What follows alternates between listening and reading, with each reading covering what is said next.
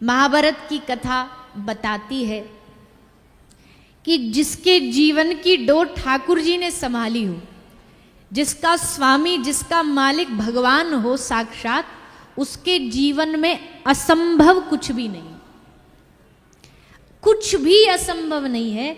क्योंकि जो चीज असंभव थी महाभारत में भगवान ने उसको संभव करके दिखा दिया। महाभारत की एक ये शिक्षा है। एक महाभारत की शिक्षा क्या है? आप भले ही कितने बलवान हो, कितने शक्तिवान हो, लेकिन अगर आप अधर्म का साथ दोगे तो आपका नाश होगा। उसका उदाहरण पितामह भीष्म। उनसे बड़ा बलवान कोई हो सकता है, लेकिन अंत में बाणों की सैया पर लेट के प्राण त्यागने पड़े। इसलिए अधर्म का साथ दोगे तो उसका अंत जो है वो विनाश होगा। सब शक्ति, सब शस्त्र विफल हो जाएंगे, सब असफल हो जाएंगे। इसलिए भगवान धर्म के साथ खड़े रहे, भगवान धर्मराज युधिष्ठिर के साथ खड़े रहे। तीसरा, महाभारत और क्या शिक्षा देती है? एक शिक्षा महाभारत ये भी देती है कि भैया कभी भी ऐसा वचन न दो कि जिससे तुमको अधर्मियों का संग देना पड़े। अगर पितामह भीष्म वचन न देते तो क्यों उनको अधर्म का साथ देना पड़ता, लेकिन वचन दिया था इसलिए अधर्मियों का संग देना पड़ा। इसलिए ऐसा वचन दो ही मत जो गलत का संग तुम्हें देना पड़े, गलत का संग करना पड़े। एक महाभारत का, वैसे कुछ लोग कहते हैं कि इस वजह से महाभारत हुई। जब दुर्योधन गया और ठोकर लगी तो द्रौपदी ने क्या बोला? अंधे के तो अंधे ही होते हैं, मतलब ऐसा कुछ लोगों का कहना है। तो ये भी एक सीख है कि भैया जितना हो सके ना इस जुबान को चुप ही रखो तो बढ़िया है।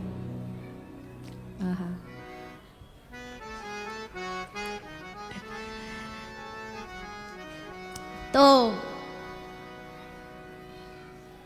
एक शिक्षा ये भी है महाभारत की कि भैया कम बोलो, बोलोगे ना तो बड़ी सारी दुविधाओं से बचे रहोगे। क्योंकि जुबान का भरोसा नहीं है, ये कब कौन सा बीज बो डाले इसका कोई भरोसा नहीं है, कब कहाँ कौन सा षड्यंत्र रच डाले भरोसा नहीं। इसलिए जितनी चुप रहेगी जुबान उतनी बढ़िया है, उतना बेहतर है। कभी कभी कई जवाब हम नहीं देते, उसका जवाब भगवान देते।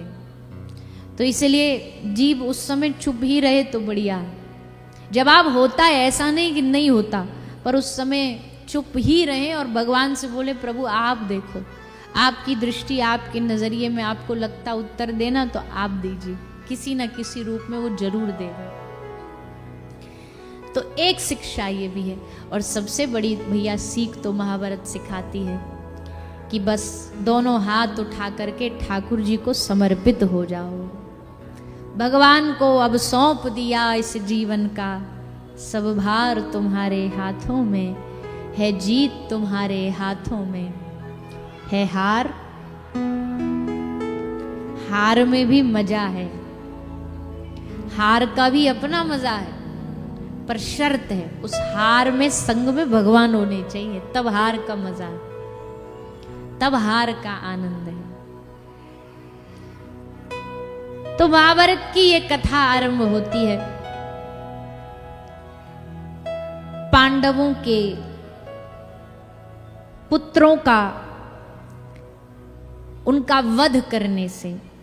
अश्वत्थामा नाम का योद्धा जो श्री गुरु द्रोणाचार्य का पुत्र है, सारी कोशिश कर ली दुर्योधन ने पांडवों को मारने की, पर सब कोशिश असफल हुई। एक लास्ट कोशिश अश्वत्थामा ने करी, हम तुमको कुछ करके दिखाते हैं। दुर्योधन बोला क्या करके दिखा सकते हो? बोला हम पांडवों का सर काट के ला सकते। तो बोले पहले ले आता, अब जब हमारी जांग टूट गई, हम पड़े हैं यहाँ अकेले, अब तुझे याद आ रहा है? अश्वत्थामा कहता हमारी गलती नहीं है, हमारी कोई गलती नहीं है, गलती आपकी है। क्योंकि आपने एक भी बार हमें अपनी सेना का, अपने पूरे युद्ध की रणनीति बनाने का हमें मौका दिया कभी? सबसे पूछते आप, हमारे पिता गुरु द्रोणाचार्य से पूछ लिया, कृपाचार्य कृतवर्मा, उनको सेनापति बना दिया, हमको बनाया कभी? हमको बनाते तो ये दिन आने न देते हम। दुर्योधन बोला कोई बात नहीं, लास्ट दिन, एक दिन अभी भी बाकी है युद्ध का, आज तू करके दिखा क्या दिखा सकता। अश्वत्थामा गया, पांडवों को तो कुछ कर ना पाया, पर पांडवों के बालकों के सर काट के ले आया, बड़ा खुश हो करके।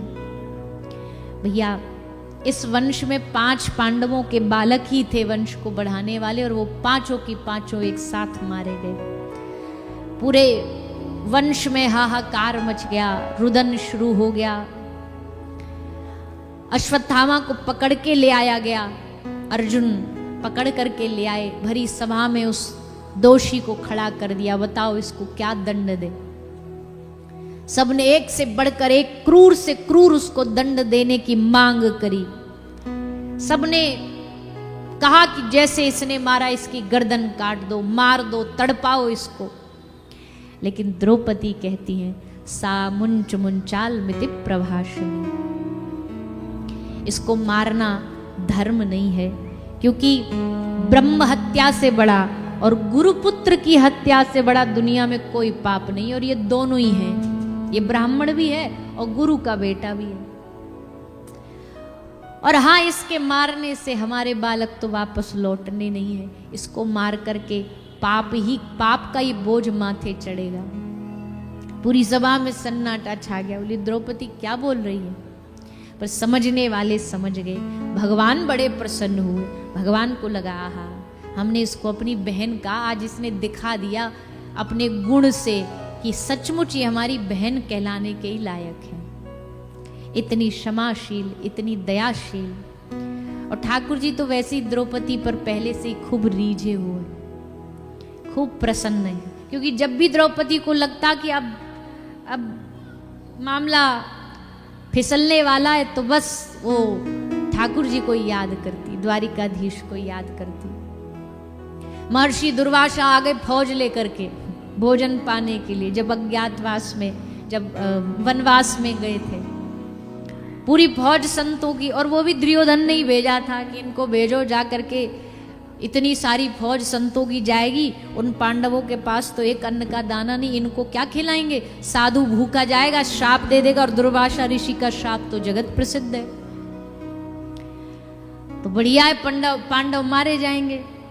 दुर्वासा ऋषि आए, सबने स्वागत सत्कार किया। दुर्वासा ऋषि ने कहा, सबके भोजन की व्यवस्था बनाओ, हम आ रहे हैं स्नान करके, नदी में स्नान करके जल्द आ रहे हैं, तब तक तुम भोजन बनवाओ। धर्मराज, अब महाराज धर्मराज बड़े चिंतित, द्रौपदी चिंतित, पांडव चिंतित, क्या करें।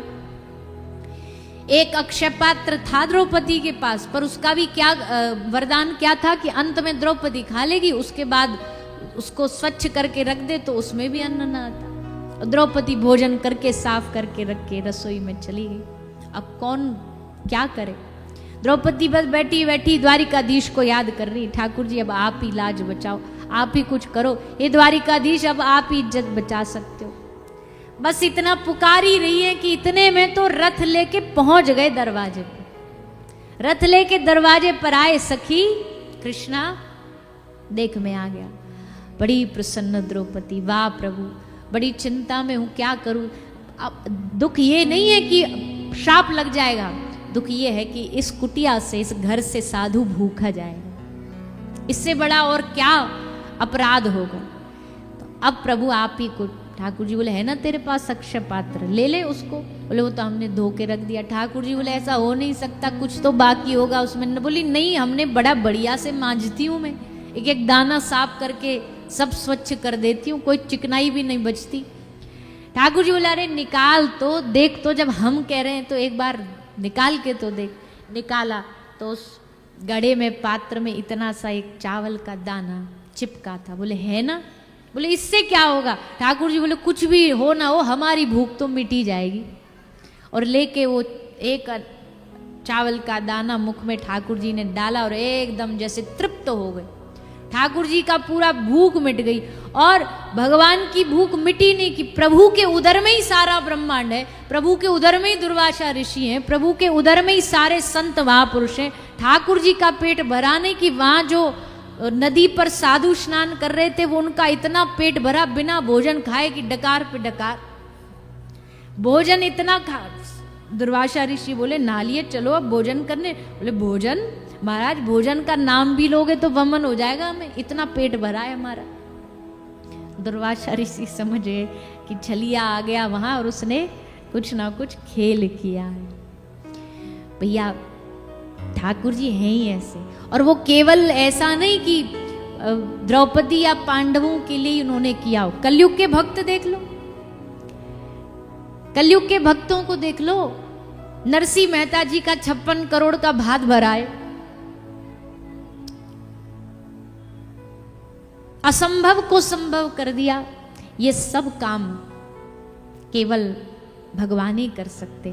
जब इतने बड़े बड़े असंभव कामों को संभव कर सकते हैं ठाकुर जी, तो सोचो हमारे तो छोटे मोटे मांग हैं हमारी, तो उनको बनाना भगवान के लिए कोई बड़ी बात नहीं है। ठाकुर जी अपने भक्त के वशीभूत हैं, और पांडवों की कथा इस बात का सबूत है। द्रौपदी की साड़ी खिंच रही थी, तब भी कौन आया बचाने के लिए?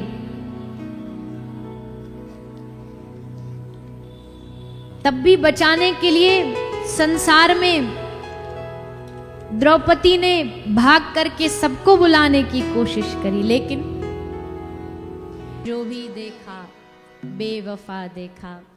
संसार में स्वार्थ के नाते में सब संग देते हैं, पर जब विपत्ति आती है सब छोड़ देते हैं। ठाकुर जी उल्टे हैं।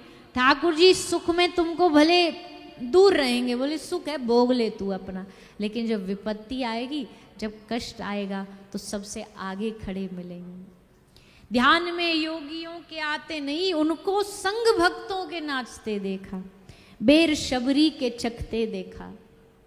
इसलिए अंत में भक्त कहता, मैं भी आया हूं आपके दर पे, जब कोई आसरा नहीं देखा, जब कोई सहारे न मिले, जब कोई दरवाजे न मिले, अंत में आपके द्वारे आया। और आपके द्वारे आने के बाद फिर भटकना भैया पड़ता नहीं है, फिर भटकने की जरूरत नहीं पड़ती। आ गए ना इनके द्वारे पर, अब दी एंड, खत्म।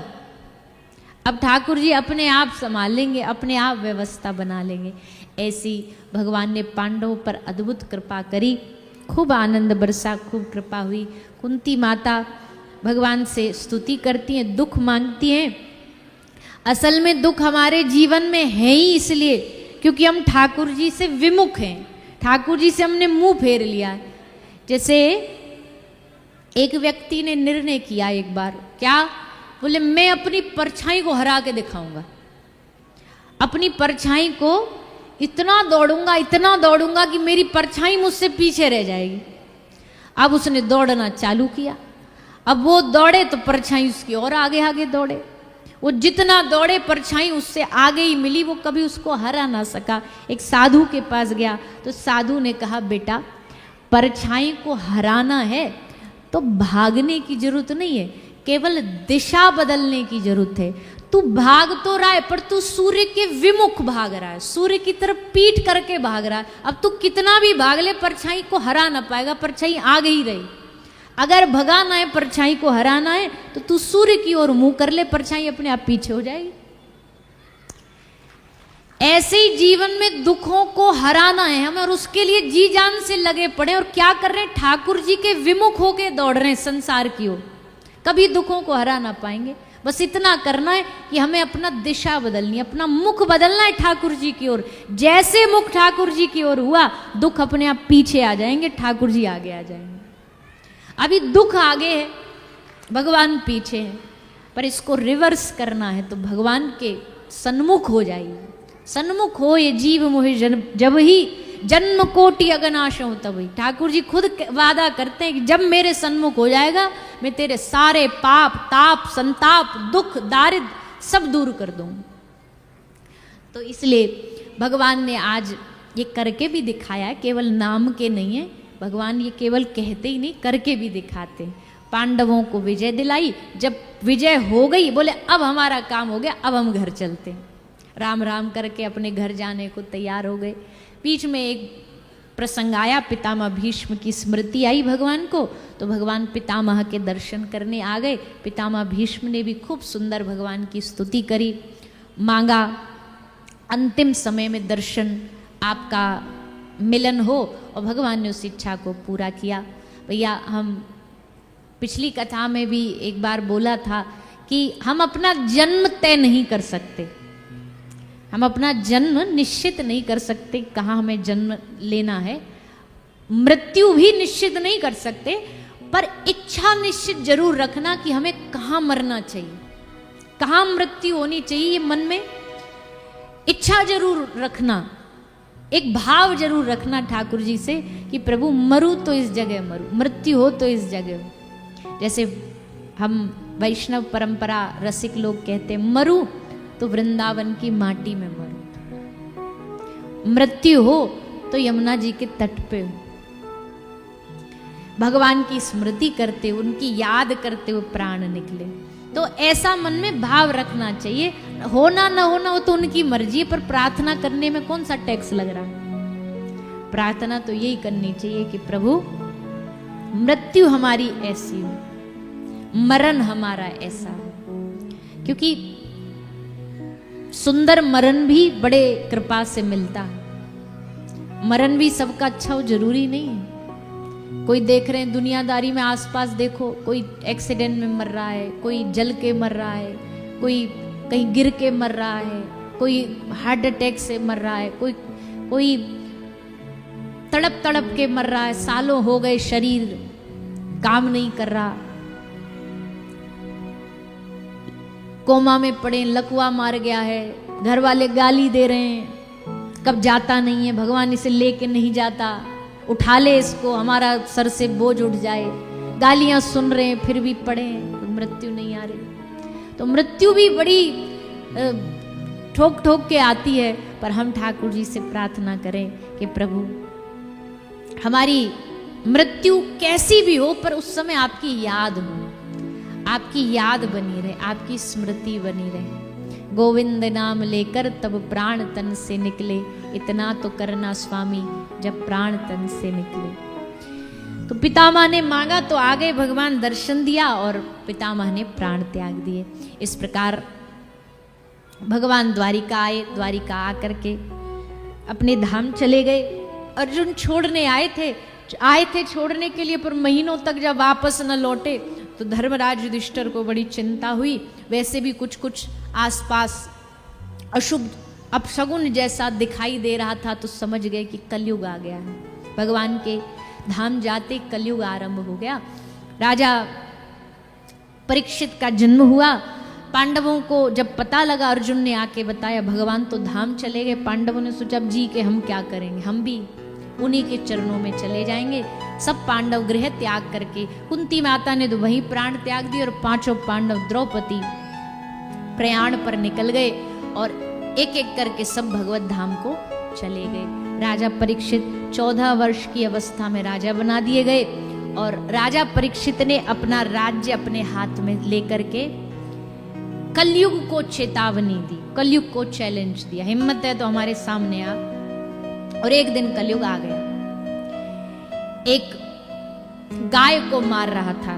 राजा परीक्षित समझ गए ये कलयुग ही कर सकता है, कलयुगी लोग ही ये कर सकते हैं कि गाय को मारे, गाय को पीड़ा दें। ये किसी सात्विक और भगवत भक्त का तो काम है नहीं। लोग तो यहाँ गायों को मारना छोड़ो, गायों के लिए मर जाते हैं, गायों के लिए प्राण त्याग देते हैं। अभी एक पूज्य महाराज जी हमारे ब्रज के, हम तो नहीं थे यहाँ पे, पर हमने जब सुना बाहरी विदेश में कि ऐसे ऐसे घटना घटी, फरसा वाले बाबा, शायद आपने भी सुना हो न्यूज़ में, वो खूब गौ सेवा करते थे अपने इलाके में। सब गौ तस्करी में जो गाय जाती थी उनको बचाते थे, पर देखो कैसे प्राण गौ माता की रक्षा के लिए त्याग दिए। कितने कितने बड़े गौ भक्त होंगे कि गाय की रक्षा के लिए आदमी अकेला लड़ भिड़ जाए, सामने छाती तान करके। एक हम लोग हैं, अच्छा सीने पे गोली ना खा सकते कोई नहीं, पर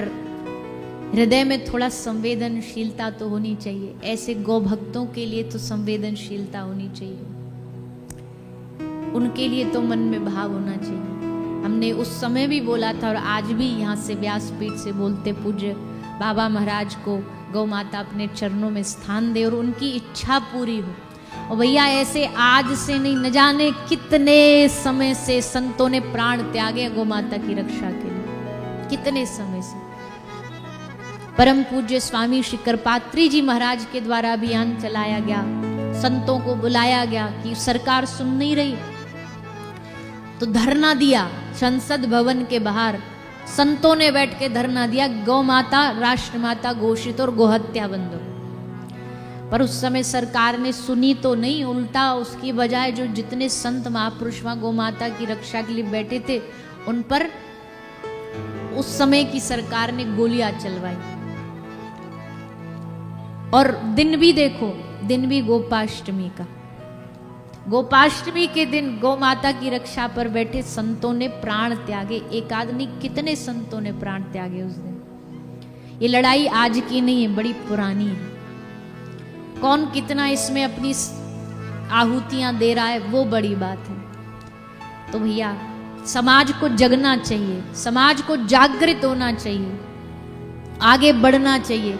नेक पेट्रोल डीजल महंगा हो जाए तो सड़कों पे उतर आते हैं, लेकिन गाय की बात आती है तो हमें कोई मतलब ही नहीं है, क्योंकि हमारा कोई काम आता नहीं उनसे। पर भैया गाय नहीं बचेंगी तो हम भी नहीं बचेंगे, ये मान लेना, हमारा मूल है वो। तो परीक्षित राजा ने तलवार निकाली, कलयुग को कहा कि तू गौ माता को कष्ट पीड़ा दे रहा है, हम तेरे प्राण ले लेंगे, निकल यहां से। कलयुग ने पूछा महाराज कहाँ जाएं? तो परीक्षित राजा ने उसको नियुक्त करके रहने के लिए जगह निश्चित करके दी। जुआ, शराब, हिंसा, वैश्यालय और स्वर्ण सोना। कलयुग चतुर था, सोने की बारी आई तो महाराज परीक्षित के ही सर पे एक मुकुट स्वर्ण का था, उसमें बैठ गया। शमीक ऋषि के गले में मरे हुए सर्प को डलवा दिया, क्योंकि सर पे कलयुग था, कलयुग उल्टे काम कराता है। राजा से भी भूल हो गई, संत का अपमान हो गया और संत के अपमान के कारण राजा परीक्षित को 7 दिन में मृत्यु का श्राप लगा। अब ऐसा कौन सा साधन है भैया जो 7 दिन में भगवान के दर्शन करा दे, मुक्ति दिला दे, कल्याण कर दे? ऐसा कोई साधन किसी संत महापुरुष को न दिखाई दिया, नजर में न आया। लेकिन तब अंत में शुकदेव जी का आगमन हुआ और शुकदेव जी ने राजा परीक्षित को समझाया, बताया कि भगवान कि ये जो वांग्मयी कथा है श्रीमद् भागवत, ये वो साधन है जो 7 दिन में कल्याण कर सकता है।